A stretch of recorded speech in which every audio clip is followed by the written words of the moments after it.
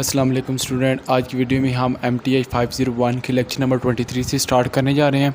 Video start करने से पहले आपसे एक रिक्वेस्ट है कि अगर आपने अभी तक वीडियो गेटवे को सब्सक्राइब नहीं किया, सब्सक्राइब कर दे, बेल आइकन का बटन प्रेस कर ताकि आने वाली वीडियो को लेसन बरातखीर आपको ऑन टाइम मिल सके।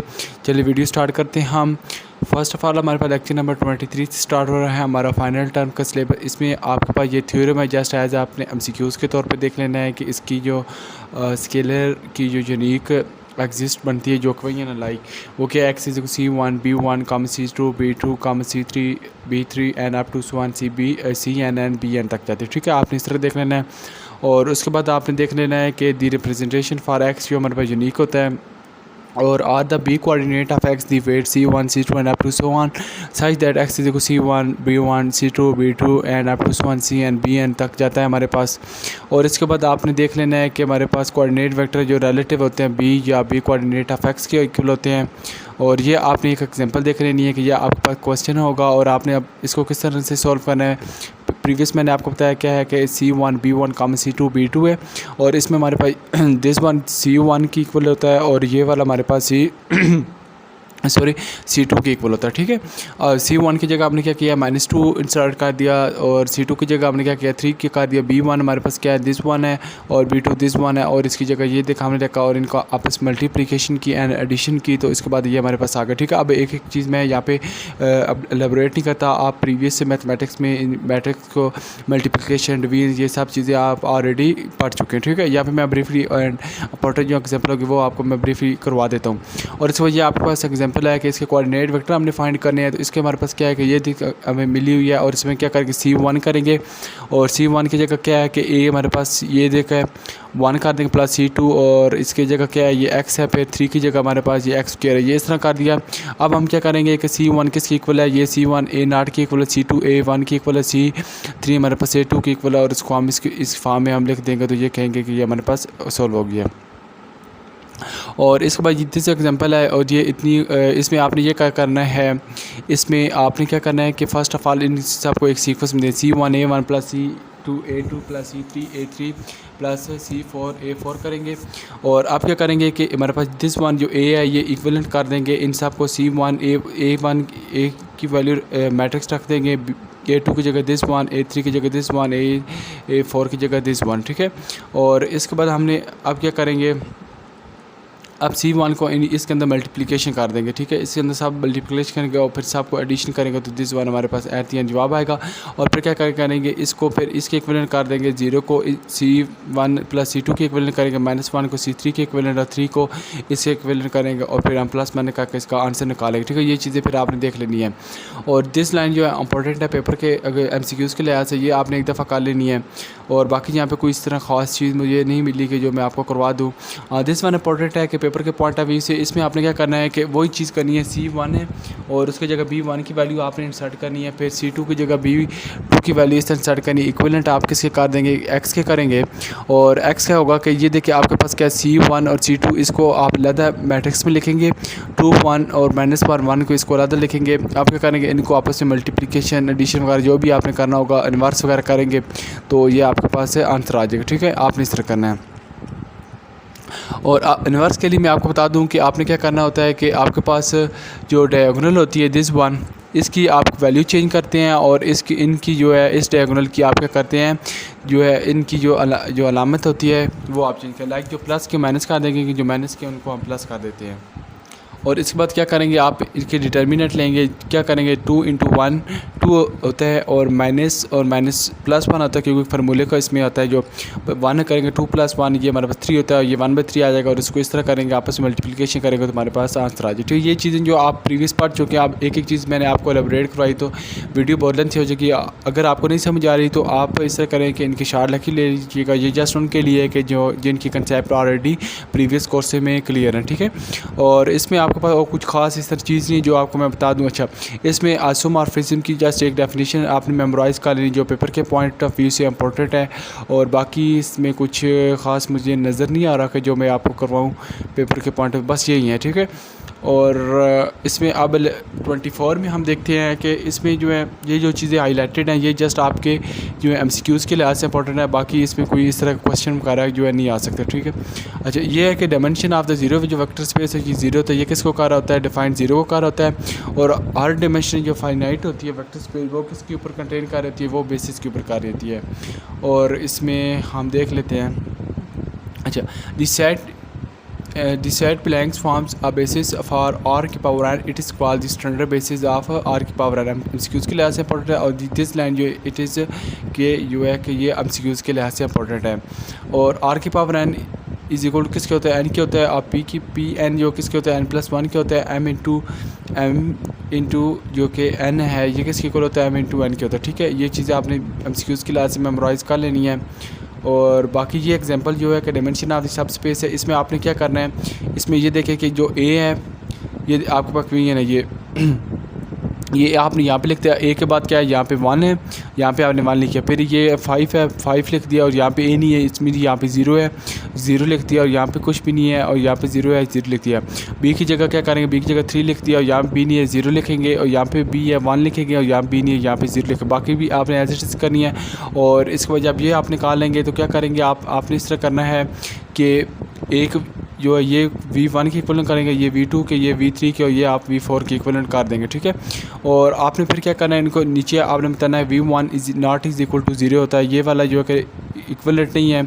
और V2 जो है हमारे पास इज़ नॉट मल्टीप्लाई, ये V2 जो है ये मल्टीप्लाई नहीं है V1 का, बट V3 जो है वही ये मल्टीप्लाई V2, ये जो है कि V3 जो है कि मल्टीप्लाई V2 का। ये किस तरह है, अब आप देखिए कि अगर आप इसको V2 को मल्टीप्लाई कर दें 2 के साथ, ठीक है, इसको -2 के साथ मल्टीप्लाई करें तो ये क्या आ जाएगा, +6 का आ जाएगा। यहाँ पे +6 है, ये 0 0, यहाँ पे क्या आ जाएगा, -2 आ जाएगा, 0। ये दोनों आपस में क्यों, इट्स मीन दैट ये एक दूसरे के मल्टीप्लाई हैं।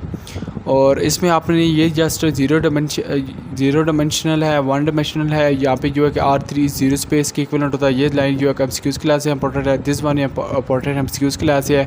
और ये इन्वर्टिबल मैट्रिक्स है, ये जस्ट MCQs क्लास से पढ़ो, ये आपने एक दफ़ा गो थ्रू कर लेनी है, ठीक है। यहाँ पे मैं आपको नहीं करवा रहा। और इसके बाद आपके पास कुछ इतने ख़ास नहीं है जो चीज़ पेपर के पॉइंट ऑफ व्यू से इंपॉर्टेंट हो, आपको मैं ब्रीफली एलेबोरेट कर रहा हूँ। यहाँ पे जो जो चीज़ें इंपॉर्टेंट हैं ये चीज़ें इंपॉर्टेंट यहाँ पे नहीं है, इसमें हम देख लेते हैं। इसमें जो चीज़ें हाईलाइट है जस्ट आपने एक दफ़ा गो थ्रू कर लेने, बाकी इतनी कोई ख़ास नहीं है। अच्छा, यहाँ पे आप देख लेना आपने कि the set of all linear combination of the row vector is कार, ये रॉ स्पेस कराती है। और इसको डिनोट कैसे किया जाता है, रॉ ए से। और जो हमारे पास जो रॉ ए होती है उसको आइडेंटिफाई कैसे किया जाता है, कॉलम ऑफ ए ट्रांसपोज से किया जाता है। और कॉलम ऑफ ए ट्रांसपोज जो है कि वो क्या होता है कि प्लेस होता है रॉ ए में। और इसमें जो है कि ये देखिए आपके पास ये क्वेश्चन है, एग्जांपल है कि R1 दिस वन R2, इसको हम ब्रैकेट्स में लिख देंगे इस तरह। और इसको जब स्पेनिंग ट्री में लिखना होगा क्या करेंगे, R1 R2 है और इसको ब्रैकेट्स बंद कर देंगे, ठीक है। और इसके बाद जो है इंपॉर्टेंट जो देख लीजिए जो हाईलाइटेड है जस्ट MCQs के लिहाज से इंपॉर्टेंट है। और ये है a given set of column vector and A linear dependent if and only if the corresponding column vector of B are linear independent, ठीक है। ये अगर बी लीनियर डिपेंडेंट होगा तो ये किसकी को, ये लीनियर ए के लीनियर डिपेंडेंट होगा। और a given set of column vector A form basis of the column space of B if and only if the corresponding column vector B form a basis for the column space of B के, ठीक है। ये चीज़ आपने MCQs के लिहाज से एक दफ़ा गो थ्रू कर लेनी है। और बाकी जो है इसके लिहाज से कुछ खास इंपॉर्टेंट नहीं है जो मैं चीज़ आपको करवाऊँ। अच्छा, ये जो थोड़ा सा इंपॉर्टेंट है, इसमें ये एग्जाम्पल दी गई, आपने क्या करना है हर एग्जाम्पल को अलग अलग लिख देना। ये इसको R1 के इक्वलेंट करना है, ये R2 के, ये R3 के, ये R4 के, ठीक है।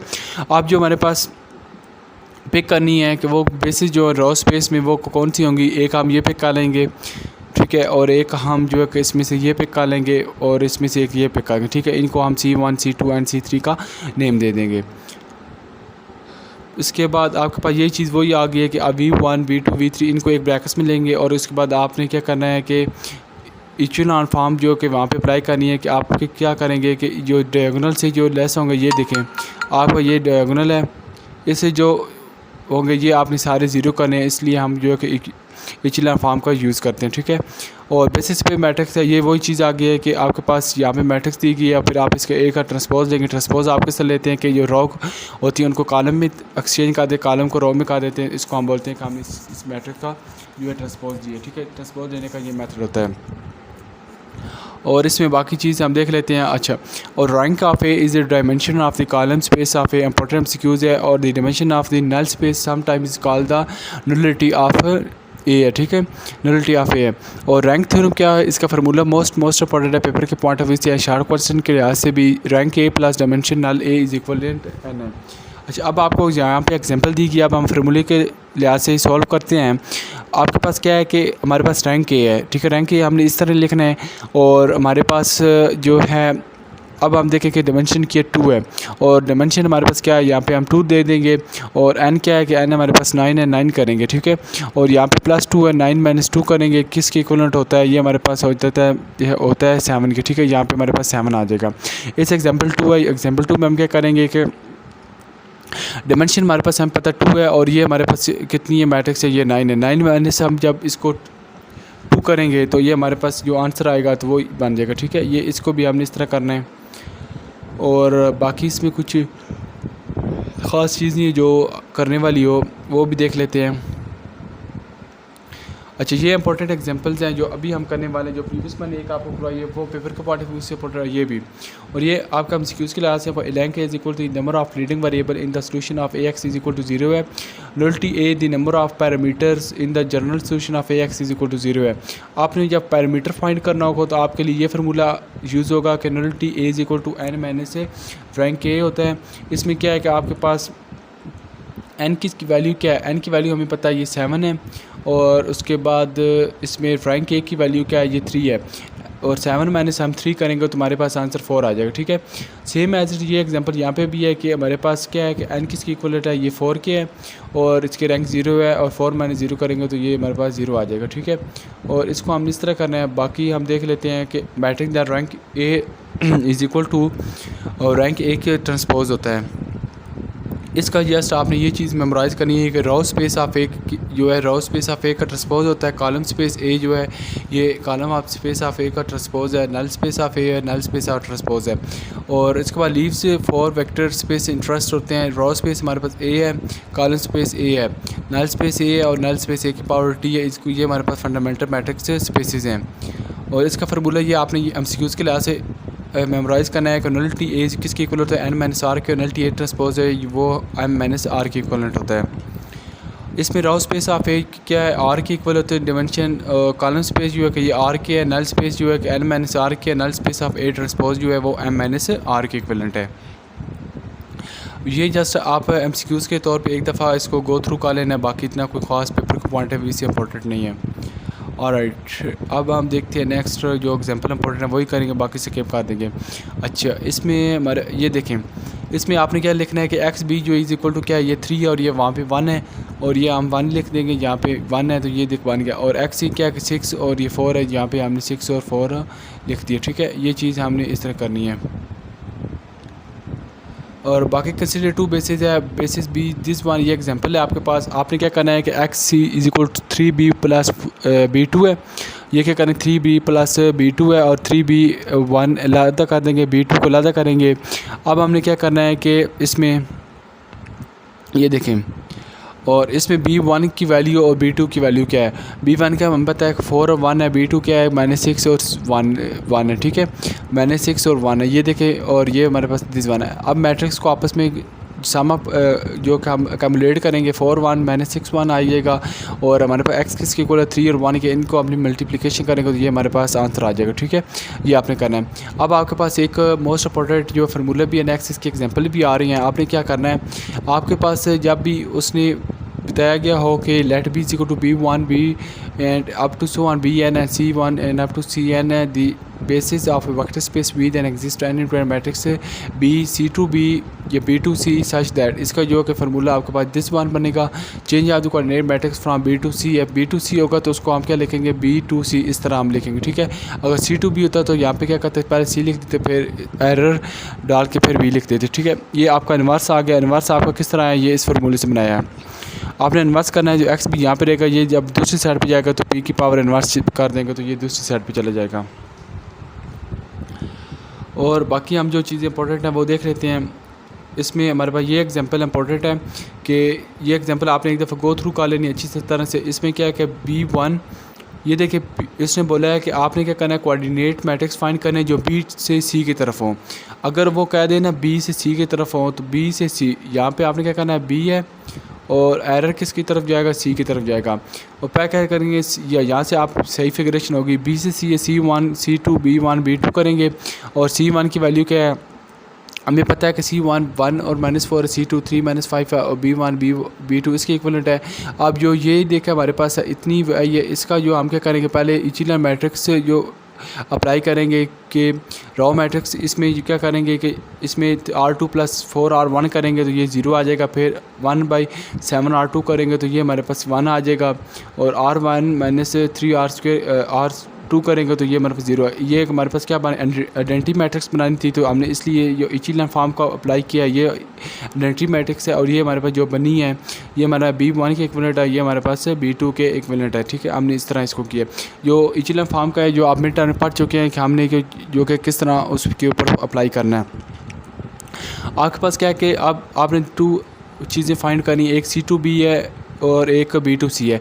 पहले आपने क्या करना है, C2B है, C2B के लिए हम इस तरह लिखेंगे C2B है। पहले आपके पास यहाँ पे क्या है, B है और आपने फिर B की वैल्यू लिखनी, B1 B2 और बाद में C है और यहाँ पे C की वैल्यू C1 C2 है।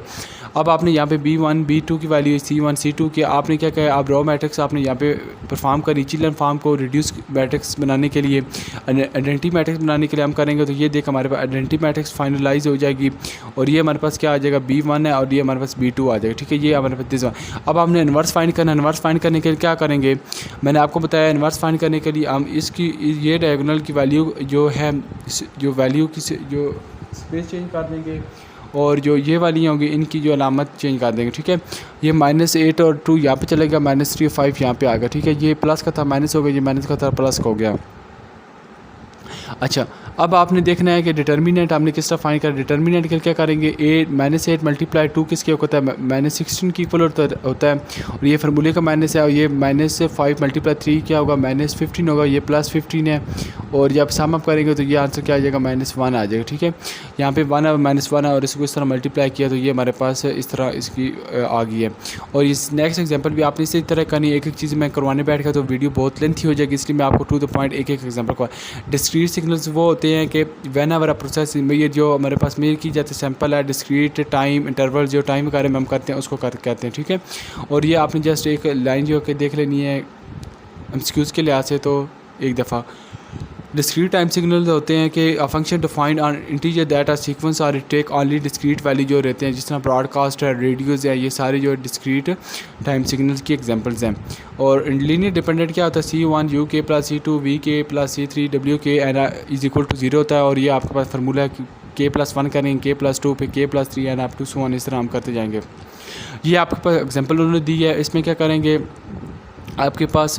अच्छा, ये आपके कैजुअलिटी मैट्रिक्स है, the coefficient matrix in this system is called casualty matrix होती है। कैजुअलिटी मैट्रिक्स आपने याद रखना है कि उनकी फॉर्म क्या होती है, वो ये होती है UK होता है, फिर VK WK, इसमें 1 ऐड करेंगे, इसमें 2 ऐड करेंगे और फिर नेक्स्ट हम 3 ऐड करेंगे। ठीक है, इस तरह हम इनको करना है।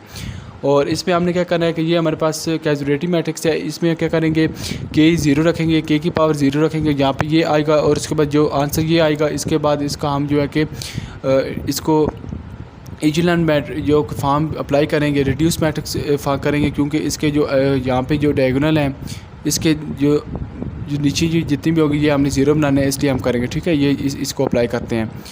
और बाकी जो आप ये देख रहे हैं कि डिफरेंशियल इक्वेशन की डेफिनेशन क्या है और फर्स्ट ऑर्डर डिफरेंशियल इक्वेशन के बहुत का आपने डिफरेंस याद कर लेना है, एमसीक्यूज़ के लिहाज से इंपॉर्टेंट है। और फिल्टर कोएफिशिएंट है, filter coefficient A0 A0 A1 A2 and up to so on AN तक जाएंगे, इसको हम क्या बोलते हैं कि फ़िल्टर कोएफिशिएंट होते हैं। ठीक है, और इसमें हमारे पास नेक्स्ट कोई इतनी ख़ास चीज़ नहीं है जो मैं आपको बताऊं कि आप वो करनी है।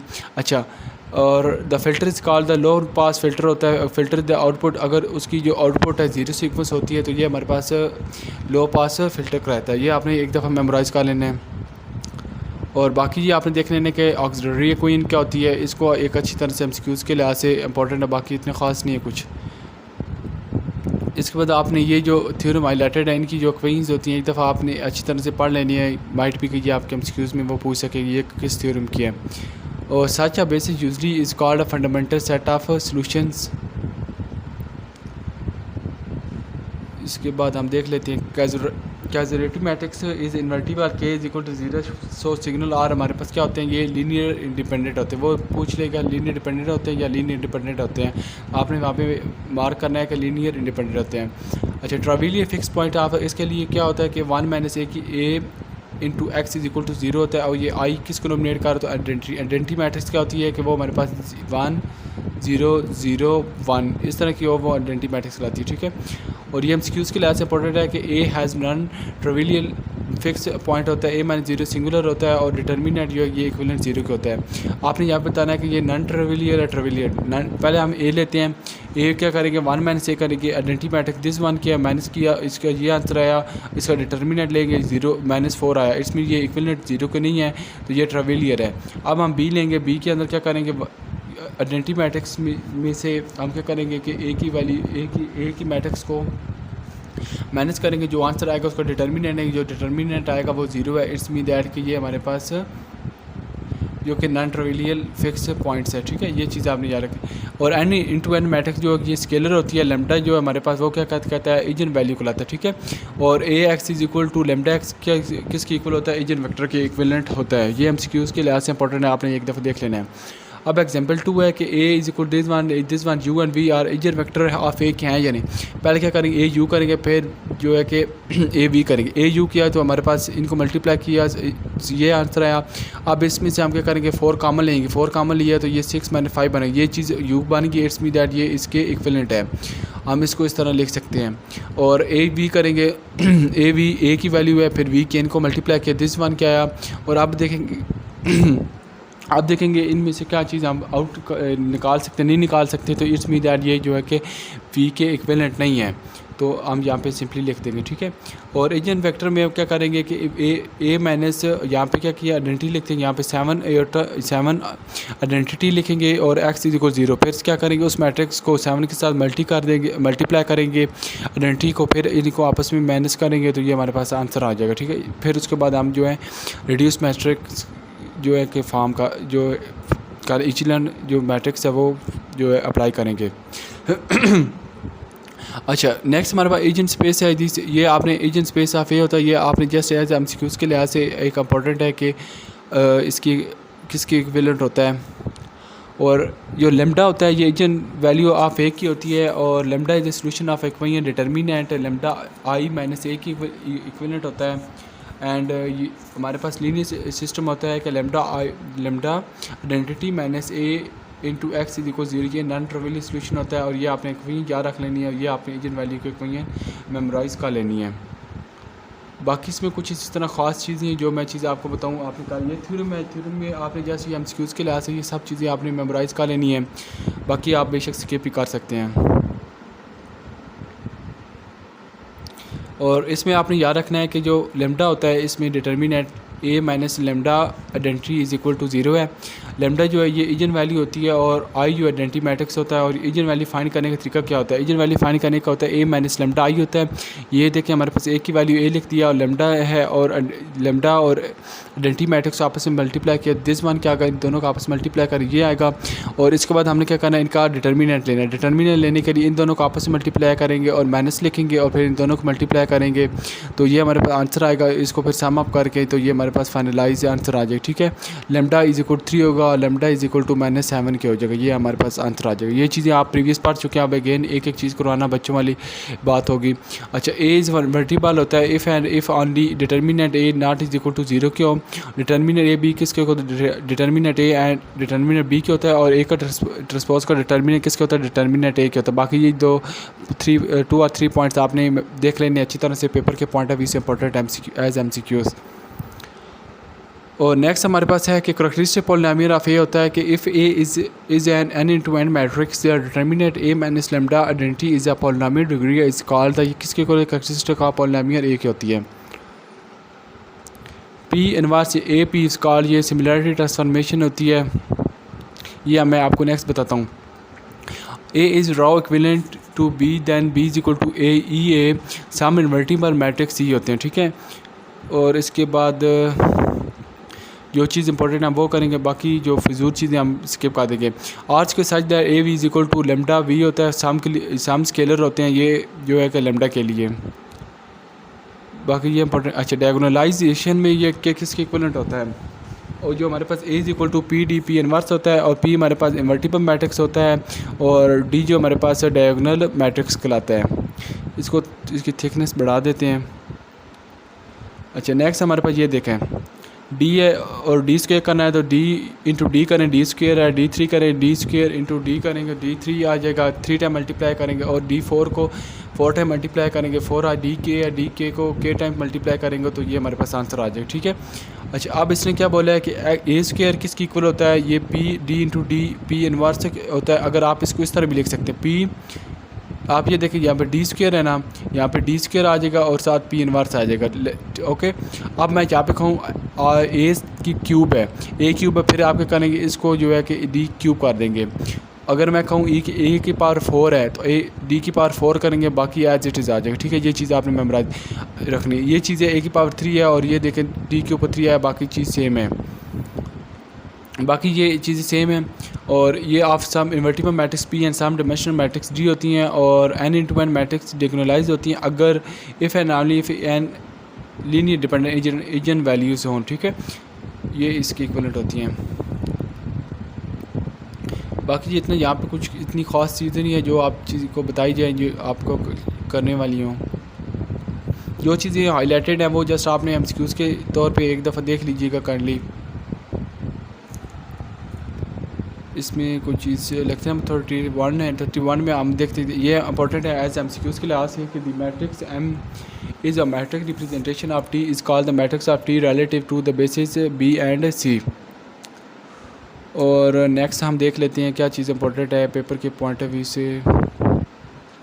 जो चीज़ मुझे इंपॉर्टेंट लग रही है मैं इंशाल्लाह आपको करवा दूंगा। अच्छा, अब आपके पास क्या आ गया है कि ये चीज़ इंपॉर्टेंट है कि A X is equal to lambda X है। लेमडा क्या है, ये कम्प्लेक्स एजन वैल्यू है, एक्स इज़ अ कम्प्लेक्स है। ठीक है, ये चीज़ आपके पास है। ए हमारे पास दिस वन है, आपने क्या करना है, X belongs to A X R square rotate the plane होता है। अच्छा, आपने आप क्या करना है कि ये मैट्रिक्स लिख दिया और 1 मैंने से एटा आपने इसलिए इनको सम अप किया तो दिस वन की इक्वल आ गया। फिर क्या किया, एटा प्लस 1 किया तो ये इनको आपस मल्टीप्लाई किया तो दिस वन क्या आ गया। ठीक है, ये चीज़ आपने इस तरह की है। बाकी इसमें कुछ चीज़ इस तरह ख़ास करने वाली नहीं है। ये चीज़ें जो हैं दोनों ये आपने एज एमसीक्यूज़ के लिहाज से आपने मेमोराइज रखने नहीं अपने माइंड में कि क्या पता वो आपके एग्ज़ाम में आपसे पूछ सकते हैं।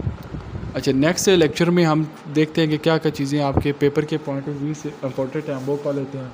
जो चीज़ एक्स्ट्रा एक्सप्लेन की गई है, जो ज़्यादा जो लेंथी चीज़ें हैं वो हम बिल्कुल भी उनको टच नहीं करते। ठीक है, ये भी चीज़ें इंपॉर्टेंट नहीं है, ये बस हम स्किप कर रहे हैं इसीलिए। जो चीज़ इंपॉर्टेंट है, अच्छा 34 है डिफरेंशियल इक्वेशन, जो मैं आपको प्रीवियस बता दी, इसकी डेफिनेशन आपने एक दफ़ा अच्छी तरह से गो थ्रू कर लेनी है। और where X I T is a function of time I is equal to 1 and up to so on and the matrix of constant coefficient is a A I and G होता है। ठीक है, ये चीज़ आपने एक दफ़ा अच्छी तरह से कर लेनी है। अच्छा, ये थोड़ा सा इंपॉर्टेंट है कि if U and V are two solution of X is equal to A X then C U plus D के होता है। और इसमें आपने देख लेना कि C U plus D V है और इसके ऊपर कॉमा है, इसको हमने किस तरह ओपन करना है तो ये है linear combination of any set of solution is also. ये वो क्या होता है, सोल्यूशन कराते हैं और प्रॉपर्टी इसको कहते हैं सुपर पोजिशन सोल्यूशन होता है। ठीक है, और इसमें फंक्शन है कि दैट एक्स किसकी इक्वल होता है, ए एक्स के होता है, एंड एक्स ज़ीरो किसके होता है, एक्स ज़ीरो के होता है। और बाकी ये है कि x is equal to A x, what will be the solution of when is diagonalize matrix A this one क्या है। अब हमारे पास दिस वन क्या है, इसके X one T X two T है। आप क्या करेंगे कि X one T is equal to क्या होगा, यहाँ पे 3 हो जाएगा, प्लस 0 करेंगे 3 आएगा, ये x2 है, और 0 माइनस 5 करेंगे तो यहाँ पे क्या आ जाएगा -5x आ जाएगा। ठीक है, आप इनका डिटर्मिनेंट लेंगे और इंटीग्रेशन जो लेंगे x1t है इसका क्या डेरिवेटिव लिया dx1 of dt into this one क्या आ गया। अच्छा, अब हम क्या करेंगे कि dx अवर अब यहाँ पे x1 है, यहाँ पे मल्टीप्लाई हो रहा है, यहाँ पे डिवाइड हो जाएगा, यहाँ पे ये dt तकसीम डिवाइड हो रहा है, यहाँ पे जहाँ मल्टीप्लाई होगा तो ये दिस वन होगा। इंटीग्रेशन लेंगे, इंटीग्रेशन में आपको पता है कि एक चीज़ जब ये देखिए इंटीग्रेशन में अब यहाँ पे ये क्या होगा कि 1/x1 है, log x1 होगा इज इक्वल टू 3 है, यहाँ पे 1 है, इसमें यहाँ पे डिटर्मिनेंट क्या है इसका जो इंटीग्रेशन क्या है, डी ओवर टी है और यहाँ पे टी आ जाएगा प्लस log c1 आ जाएगा।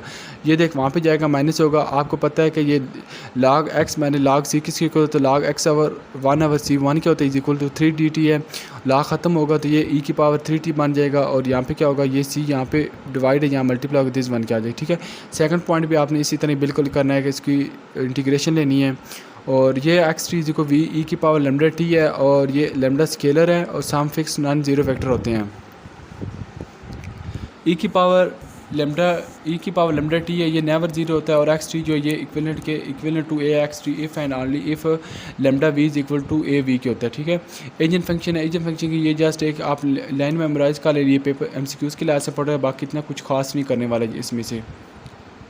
और ये चीज़ें आप अच्छा आपके पास जो है कि if as the matrix A has both positive and negative eigen value होती है, in this case origin behave क्या करता है, सेंटर पॉइंट होता है। अगर डायरेक्शनल ग्रेड टेस्ट हो रिपल्शन के और वो line through v1 and 0 corresponding क्या होगा, पॉजिटिव क्या होगा। अगर वो अट्रैक्शन काली होगी तो वो नेगेटिव एजन वैल्यू होगी। ये दो एमसीक्यूज़ 3 एमसीक्यूज़ जो है कि इंपॉर्टेंट है।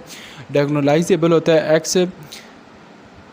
X dash is equal to A X है, वेयर ए जो हमारे पास क्या होगा, ये डायगोनलाइजेबल होगा। ठीक है, ये चीज़ आपने देख लेनी है और बाकी इतनी कोई खास करने वाली ये जो तीनों है ये जस्ट एमसीक्यूज़ के लिहाज से एक दफ़ा देख लीजिएगा काइंडली, और इसमें से कुछ खास करने वाले नहीं है। अच्छा, इसमें से 3 से 4 एमसीक्यूज़ बन सकते हैं। कम्प्लेक्स रीजन वैल्यू और rotation is called by the sine या cosine function, hence the origin call क्या कहता है, स्पायरल पॉइंट कहता है और ट्राइजेक्टरी स्पायरल होता है। In words and example the real part of the eigen value is वो नेगेटिव होती हैं और स्पायरल आउटवर्ड होता है कि eigen value with positive real parts होते हैं, ट्राइजेक्टरी स्पायरल आउटवर्ड होता है। रीजन वैल्यू 0 होती है, then the trajectory form ellipses around the origin होता है। अच्छा, इसके बाद हमारे पास है eigen value 0 then the trajectories ellipse around the origin के होता है। ये चीज़ें आपने देख लेना है इलिप्सिस के। और इसके बाद हमारे पास 35 है, ये चीज़ वही आ गई A minus lambda identity and x is equal to 0 this one का एजन वैल्यू फाइंड करने का तरीका मैं आपको बता देता हूँ। ये आपके पास मैट्रिक्स है और इसमें हम क्या करना है, ए माइनस लेमडा आई करना है। ए माइनस ए की वैल्यू लिख दी और माइनस लेमडा आइडेंटिटी आपको पता है दिस वन क्या होता है, इसको अंदर मल्टीप्लाई करेंगे दिस वन, इनको आपस में माइनस करेंगे तो ये दिस वन। अब इन दोनों का डिटर्मिनेंट, इसका डिटर्मिनेंट लेंगे तो ये हमारे पास इस तरह आ जाएगा और लेमडा इज इक्वल टू 1 है, लेमडा इज इक्वल टू -2 है। ये चीज़ें आपने प्रीवियस पार्ट चुके हैं कि आपने किस तरह करनी है। और diagonalize when linear dependent eigen vector होता है v1 का v2 and up to one vn होता है। x is equal to c1 v1 plus c2 v2 plus and up to c and vn क्या होता है। Positive scalar multiply don't change the direction of the vector, एक के x होता है और इसमें आपने ये देख लेना है कि ए एक्स है, ए और एक्स, ठीक है, ये आपके पास ए है और ये आपके पास एक्स है। ए एक्स मल्टीप्लाई किया दिस वन क्या आएगा, ए स्क्वायर एक्स फाइंड करना है तो आप इसके क्वीन बनाएंगे ए इंटू ए एक्स है। ए की वैल्यू क्या है, ए आपको पता है दिस वन है और ए एक्स आपने क्या फाइंड किया दिस वन, और इनको मल्टीप्लाई करेंगे तो दिस वन क्या आएगा। फिर ए क्यूब आपने करना है तो ए क्यूब के लिए आप क्वीन बनाएंगे ए इंटू ए स्क्वायर एक्स है। ए आप वैल्यू ये दिस वन के लेंगे और ए स्क्वायर एक्स की वैल्यू आपने क्या निकाली थी ये वाली, और इनको मल्टीप्लाई करेंगे एंड अप टू वन आप करेंगे। फिर आपने इस तरह जो है कि इसको टेबल की फॉर्म में आपने रॉ की फॉर्म में आपने लिख देना है, ठीक है, टेबल बना के। और बाकी ये जस्ट आपने एक दफ़ा एमसीक्यूज़ के लिहाज से इंपॉर्टेंट है, आपने एक दफ़ा गो थ्रू कर लेना है। अब नेक्स्ट हमारे पास एग्जांपल है कि ये चीज़, अच्छा यह आपके पास 3 इटरेशंस तक हमने जाना है तो इसमें क्या करेंगे, u1 है, ए एक्स नॉट है, ए है और यहाँ पे एक्स नॉट है, इनको मल्टीप्लाई किया तो दिस वन क्या आ गया, ये देख, ठीक है, 2 यहाँ से इन्होंने आउट निकाला तो ये आपके पास आ गया। और सेकंड इटरेशन में क्या होगा, ए की वैल्यू हम लिखेंगे और ये वाली चीज़ यहाँ पे लिख देंगे, इनको मल्टीप्लाई करेंगे तो और ये आ जाएगा। और फिर इसको यहाँ से 6 कॉमन लिया इसने बाहर तो ये इसके इक्वलेंट हो जाएगा। और फिर थर्ड इटरेशन में आप क्या करेंगे कि ए की वैल्यू ये लिखेंगे और एक्स स्क्वायर की वैल्यू कौन सी ये वाली है और ये वाली आप यहाँ पे लिखेंगे, इनको आपस मल्टीप्लाई करेंगे तो इसके आ जाएगा, इसको बाद इसको सॉल्व करेंगे इसके आ जाएगा, ठीक है। ये चीज़ आपने जैसे एक फिगरेशन कर लेनी, इतनी ख़ास नहीं है। अच्छा 36 रिवीजन्स है और इसके बाद 37 भी आपके रिवीजन के लिए टॉपिक्स है, 38 है और इसमें आपने ये एग्जांपल आपकी इंपॉर्टेंट है, u एंड v है। u को आपको पता होना चाहिए, u is equal to u transpose v होता है। ट्रांसपोज के लिए आपको मैंने बताया जो रो में होगी वैल्यू उनको कॉलम में लिख देंगे, जो कॉलम में होंगे रो में लिख देंगे। अब ये देखिए, ये आपके पास कॉलम में थी, इसको रो में लिख दिया है। यू ट्रांसपोज वी होता है, यू ट्रांसपोज आपने ये निकाला, यहाँ पे लिख दिया। वी आपके वाली दिस वन है, इनको मल्टीप्लाई किया तो आपके पास -1 आ गया। अब वी की बारी है, वी ट्रांसपोज निकालेंगे। वी का मतलब क्या है कि ये आपके कॉलम में थी, आपने इसको जो कि रो में लिख दिया। यहाँ पे रो में लिखा वी ट्रांसपोज क्या, वी टी इंटू यू है, ये ट्रांसपोज है, और ये आपके यू की इनको मल्टीप्लाई किया तो आपके पास दिस वन के इक्वलेंट आया। और ये थ्योरम जो हम स्क्यूज़ के लिहाज से इंपॉर्टेंट है, U into V is equal V into U है, U plus V into W है, U into W plus V into W के इक्वलेंट होता है। सी यू इंटू वी किसके है, सी ब्रैकेट में यू डॉट वी करेंगे तो यू इंटू सी वी की इक्वल होगा। अगर यू इंटू यू जो है ग्रेटर दैन 0 के हो तो U into U is equal to आपके पास 0 के इक्वलेंट होता है। और नॉन नेगेटिव स्केलर जो है कि इसको आप मैग्नीट्यूड निकालेंगे तो इसका ये आएगा वी स्क्वायर बनेगा, V1 का square, V2 V3 and up to so on बनेगा। ये इसको इस तरह लिख देंगे और इसको हम इस तरह भी लिख सकते हैं। यूनिट वेक्टर है, अगर उसकी लेंथ 1 होगी तो वो हमारे पास यूनिट वेक्टर होगा, इंपॉर्टेंट स्क्यूज है। और इसका यूनिट वेक्टर फाइंड करने के लिए हम ये करते हैं, U is equal to V our magnitude V निकालते हैं और इसका निकालने के लिए और आपके पास दिस वन के इक्वलेंट होता है। और इसमें आपने ये देखना है कि the process of creating the unit vector U from V is something is called normalizing होता है। अब आपने यूनिट वेक्टर फाइंड करना है, ये आपके पास दिया गया है। इसमें क्या करें, वी है और इसका स्क्वायर का लेंगे, यहाँ पे 1 का स्क्वायर, 2 का स्क्वायर प्लस 2 का स्क्वायर प्लस 0 का, और ये आपके पास आ जाएगा। और इसमें आपके पास यू है और 1/, इसके होता है आपको पता है मैग्नीट्यूड आपने क्या निकाला है 1/3 है, यहाँ 1/3 आगे साथ यू की वैल्यू आगे इसका मल्टीप्लाई करेंगे तो आपके पास ये आ जाएगा, ठीक है। और अब आपने चेक करना है क्या हमारे पास आंसर जो सही आया है कि नहीं है। जो आपने चेक करना हो तो क्या करेंगे, मैग्नीट्यूड निकालेंगे, इसका जो आंसर निकाला है उसको यहाँ पे स्क्वायर कर देंगे और ये हमारे पास आंसर आ जाएगा। यहाँ पे अगर 1 आता है इट्स मीन कि ये यूनिट वेक्टर है। और डिस्टेंस निकालने के लिए क्या होगा, u माइनस वी हम करते हैं, ठीक है। ये डिस्टेंस के लिए फार्मूला है। अब डिस्टेंस u माइनस वी है, यहाँ पे क्या करेंगे u और v की वैल्यू लिख देंगे दिस वन, और यहाँ पे निकाल दे। ये डिस्टेंस के लिए क्या करें, u माइनस वी है, इसका मैग्नीट्यूड ले लेंगे, आंसर क्या है 4 और -1 का स्क्वायर कर देंगे तो ये हमारे पास √17 आ जाएगा। और ये 2 वेक्टर होते हैं u और v, r एंड ऑर्थोगोनल होते हैं। u dot v is equal to 0 के होता है, 0 वेक्टर ऑर्थोगोनल होता है to every vector r and because o की और transpose dot v is equal to 0। और u प्लस वी का मैग्नीट्यूड का और स्क्वायर इज इक्वल u का स्क्वायर प्लस v का स्क्वायर होता है, ठीक है। ये चीज़ आपने देख लेनी है एक दफ़ा। और बाकी यहाँ पे रो के लिए आपके पास ये होती है क्वेश्चन, और कॉलम के लिए आपके पास ये होती है, एमसीक्यूज़ के लिए इंपॉर्टेंट है। कोसाइन के लिए आपके पास आपको पता है u dot V equal U magnitude V magnitude cos theta होता है। और बाय दिला कोसाइन क्या होता है कि ये a माइनस बी का और स्क्वायर है, a का स्क्वायर प्लस b का स्क्वायर माइनस 2ab के साथ कॉस थीटा हम ऐड कर देंगे, ठीक है। इसको इस तरह ओपन करना है। अच्छा, अब आपके पास एंगल बिटवीन वेक्टर है। एंगल बिटवीन वेक्टर के लिए क्या, u डॉट वी करेंगे, u और v को मल्टीप्लाई किया, दिस वन क्या आगा। अब u और v का अलग-अलग मैग्नीट्यूड किया तो ये आगा। और अब इसको कोसाइन थीटा एंगल का फार्मूला लगाना है, u डॉट वी अगर u मैग्नीट्यूड v मैग्नीट्यूड करेंगे तो ये आपके पास, इसको सॉल्व करेंगे तो आपके पास ये इस तरह आंसर इसका आ जाएगा, ठीक है। और ये इतनी कोई रॉकेट साइंस थी जो आपको ना आए, आप एग्जाम्पल कीजिएगा, इंशाल्लाह आपको फिक्रेशन हो जाएगी। अच्छा, ये आपके पास है C1 और इसमें आपने non zero vector r and show that the linear independent हैं। अच्छा, इसमें आपने क्या करना है, ये क्वीन बनानी है। पहले C1 U1 plus C2 U2 है, C1 है और आपके पास U1 दिस वन है, C2 है, ये इन दोनों को आपस में सम अप करेंगे तो ये आपके पास आंसर आ जाए, ठीक है। और इसके बाद कुछ ख़ास चीज़ें नहीं है। अच्छा, C1 के लिए आपने ये फार्मूला याद रखना, C2 के लिए ये, CP के लिए दिस वन। अब इस फार्मूले के तहत हम ये एक एग्जांपल करते हैं, बाकी आपने खुद का लेनी है कि C1 U1 plus C2 U2 plus C3 U3 है। और इसमें आपने क्या करना है कि C1 आपके पास क्या है, ये फार्मूला आपने लगाना है और इस फार्मूले के तहत आपने ये वैल्यू सब इसको इंसर्ट करनी है तो आपके पास आंसर आ जाएगा, ठीक है। C2 के लिए आपने ये फार्मूला ऐड करना है, इनकी वैल्यू एज इट इज़ आपने करनी है। यहाँ पे ये जस्ट ब्रीफली एक्सप्लेन है, आपने खुद रजिस्टर पे करनी है। C3 के लिए आपने जस्ट वैल्यू पुट करनी है और उसको रिजॉल्व कर लेना है। नेक्स्ट एग्जाम्पल बिल्कुल आपने ऐसी करनी है। और इसके बाद अच्छा, इसमें एग्जांपल में वीक सेम फार्मूला है, वाई कैप फाइंड करना है, वाई डॉट यू और यू इंटू यू और साथ यू आ जाएगा। और आपने क्या करना है, सब की जो वैल्यू होगी आपने एक दफ़ा इस फार्मूले में इंसर्ट करनी है और उनको 1 बाई 1 आपने रिजॉल्व करना है। और एंड जेड फाइंड करनी है कि वाई माइनस वाई कैप का क्या, ये आप निकालेंगे, ये आ जाएगा, और साथ वाई की वैल्यू आ गई उसको करेंगे तो ये आ जाएगा आंसर, ठीक है। आपने इस तरह करना है।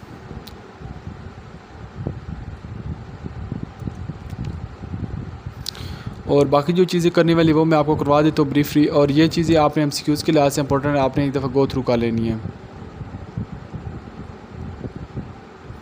और यहाँ पे ये जस्ट थ्योरी है, थ्योरी में एज एमसीक्यूज़ आपने एक दफ़ा जस्ट गो थ्रू करनी है, बाकी इतनी खास नहीं है। ये चीज़ वही है, वाई कैप आपने फाइंड करना है, इसके ये फार्मूला है और इसको आप ये यहाँ पे फार्मूला लगाएंगे, इन दोनों को सम अप करेंगे, वाई की वैल्यू लिखेंगे u1 की u1 इंटू ये सारी आपने वैल्यू इंसर्ट करनी है और इनको आपने रिजॉल्व करना है। बाकी नेक्स्ट भी आपने इसी तरीके करना है सबको, इतनी कोई मुश्किल नहीं है, बिल्कुल ईजी सी। अगर नहीं आती तो इंशाल्लाह मैं आपको पार्ट 2 में करवा दूँगा, सही है। इसकी बेसिस फाइंड करनी है, आपको पता होना चाहिए ये x1 है, ये x2 है, ये v1 की इक्वल है और ये x2 v2 की इक्वल है, सही है। इसका फार्मूला हमें पता है किसकी इक्वल होता है, x2 माइनस x2 और v1 इंटू दिस क्या है। अब इसकी वैल्यू हम इसमें इंसर्ट करेंगे और इनकी वैल्यू इस तरह हम निकालेंगे, सही है। यहाँ पे जस्ट प्रिसाइजली यहाँ पे एक्सप्लेन है, लेकिन आपने फिर ख़ुद रजिस्टर पे जो कि प्रैक्टिस करनी है इनकी। अच्छा, ये आपके पास ऑर्थोगोनल बेसिस है, आपको x1 है और x2 है। आपने क्या करना है, u1 निकालना है। पहले u1 को पता है 1 v1 मैग्नीट्यूड इंटू v है, और इसका क्या करें, मैग्नीट्यूड निकालने के लिए आपको पता है कि ये आप इस तरह निकालेंगे कि 3 का स्क्वायर, ये मैं आपको कर देता हूँ, 3 का स्क्वायर प्लस 6 का स्क्वायर प्लस 0 का स्क्वायर,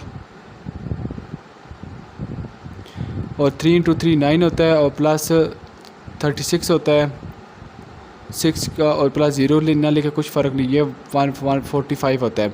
ये देखें 1/45 कर देंगे, ठीक है। डिटर्मिनेंट आप इसको फाइंड करेंगे, और इसके बाद आप क्या करेंगे, v1 की वैल्यू देंगे, इनको मल्टीप्लाई करेंगे तो ये आपके पास सारा। u2 का भी आपने सेम करना है, तो ये आपके पास आंसर आ जाएगा। और नेक्स्ट आपने बिल्कुल ग्राम्स कैम्ब्रिज जो प्रोसेस है आपने फॉलो करना है। ये वाली आपने जो फार्मूले के तहत आपने जस्ट ये वाली वैल्यू इंसर्ट करनी है, और आगे से खुद इनको मल्टीप्लाई करके मैट्रिक्स को आपस में उन मैट्रिक्स को सम अप करके आपने उसका जो आंसर है निकाल लेना है, ठीक है। और इसमें हम देख लेते हैं जो जो चीज़ें इंपॉर्टेंट हैं वो कर लेते हैं, बाकी स्किप ही है, यहाँ पे कुछ खास नहीं है। ये है कि the matrix equation 3 represent a system of linear equation commonly refer to the normal equation of for X है। और बाकी इसमें देख लेते हैं जो चीज़ करने वाली हम कर लेते हैं, बाकी स्किप ही करते हैं। बाकी यहाँ पे कोई इतनी ख़ास नहीं है, एग्जांपल जो मैं आपको बताऊँगा आप कर लें, ये जस्ट एक दफ़ा आपने गो थ्रू। अच्छा, ये आप एमसीक्यूज़ की लिहाज से इंपॉर्टेंट है, आपने एक दफ़ा इनको कर लेना है, बाकी इतनी ख़ास नहीं है कोई चीज़। बाकी ये बहुत ज़्यादा लेंथी है, इसमें आपने जस्ट देख लेना है, जो शॉर्ट सी एग्जांपल्स हैं वो कर लें, बाकी आप बेशक से उनको स्किप भी कर सकते हैं। अच्छा, u+v का होल स्क्वायर है, ये इसके इक्वलेंट होगा u+v का, ये दिस वन है u+v is equal to u का मैग्नीट्यूड प्लस v का मैग्नीट्यूड, ठीक है। इसमें सेपरेट कर देंगे, और ये चीज़ आपने निकालनी है, ये जो है कि आपने इसका निकालना है। तो इसके लिए आपने क्या करना है कि ft आपके पास दिस वन है और gt है। आपने आप क्या करना है कि f है और इसकी वैल्यू f और g है, यहाँ पे आप करेंगे, ये आप इस तरह एज इट इज़ करेंगे, और इसके बाद इसके इंटीग्रल आप फाइंड करेंगे कि पहले आप 1 इंसर्ट करेंगे, फिर इसके बाद 0 करेंगे सब में, और इन सब को आप प्लस माइनस करके तो ये आपके पास 0 आ जाएगा, ठीक है। इंटीग्रेशन आप इसकी फाइंड करें। इंटीग्रेशन में आपको पता है कि एक आप ऐड करते हैं और उसको डिवाइड कर देते हैं, ठीक है, डिवाइड में लिख देते हैं जो चीज़। ये चीज़ आपकी जस्ट एमसीक्यूज़ के लिहाज से इंपॉर्टेंट, बाकी इतनी ख़ास नहीं है। और बाकी ये बेशक आप यहाँ से स्किप भी कर सकते हैं, इतनी कुछ चीज़ें ख़ास नहीं है।